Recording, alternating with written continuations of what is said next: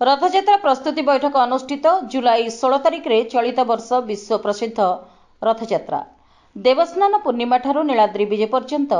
समस्त कार्य को श्रृंखलित भाव परिचालना पाई एक प्रस्तुति बैठक आज अपराह्न सर्किट हाउस सम्मिलनी गृह में अनुष्ठित हो जाइछि। एथिरे अध्यक्षता करी जिलापाल दिव्यज्योति परिड़ा गत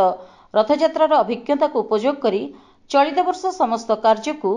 सम्मिलित उद्यम सफल करने को परामर्श देते। मुख्य शासन सचिव अध्यक्षतार एक प्रस्तुति बैठक अनुष्ठित हो सारी और ताहार विवरणी आधार में आमको योजना प्रस्तुत करने को पड़ो बोली जिलापाल कहिथिले। विभिन्न विभाग को जो दायित्व दि जाउछि ताहाको अग्राधिकार भित्ति में संपूर्ण करने को से निर्देश देते। रथ काठ संग्रह, रथ निर्माण, रथ खला परिष्कार, रथ यात्रा निमंते विभिन्न सामग्री संग्रह जोगाड़, रथ कपड़ा संग्रह, नीति संपादन, स्वास्थ्य और परिमल व्यवस्था,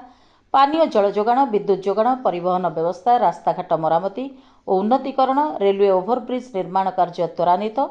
स्नान यात्रा पाई बैरिकेड व्यवस्था, श्रीगुंडीचा मंदिर निकट में रथ लगिबा परे बैरिकेड निर्माण,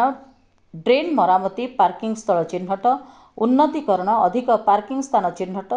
शांति श्रृंखला रक्षा, सूचना प्रसारण व्यवस्था, स्वेच्छासेवी नियोजन इत्यादि संबंध में विस्तृत आलोचना हेबा सह संपृक्त विभाग माने कार्य त्वरान्वित पाई जिलापाल परामर्श देवा सह निर्धारित समय पूर्व प्रदान करा जायथिबा कार्य को संपृक्त विभाग संपन्न करने को जिलापाल निर्देश देते।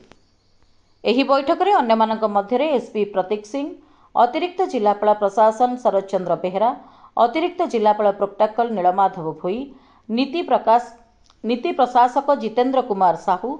उन्नयन प्रशासक देवेन्द्रनाथ साहू, जिला परिषदर मुख्य उन्नयन अधिकारी प्रियरंजन पृष्टि, पौर निर्वाही अधिकारी Abhimanyu Behera,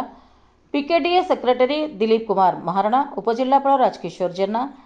CDMO doctor Akshay Kumar Satpathy, commandant Tapas Kumar Das, assistant commandant Kaushik नायक,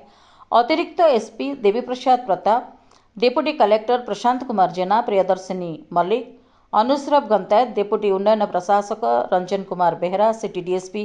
रश्मि रंजन महापात्र और अन्यान्य जिलास्तरीय अधिकारी प्रमुख उपस्थित रही आलोचना रे अंशग्रहण करथिले।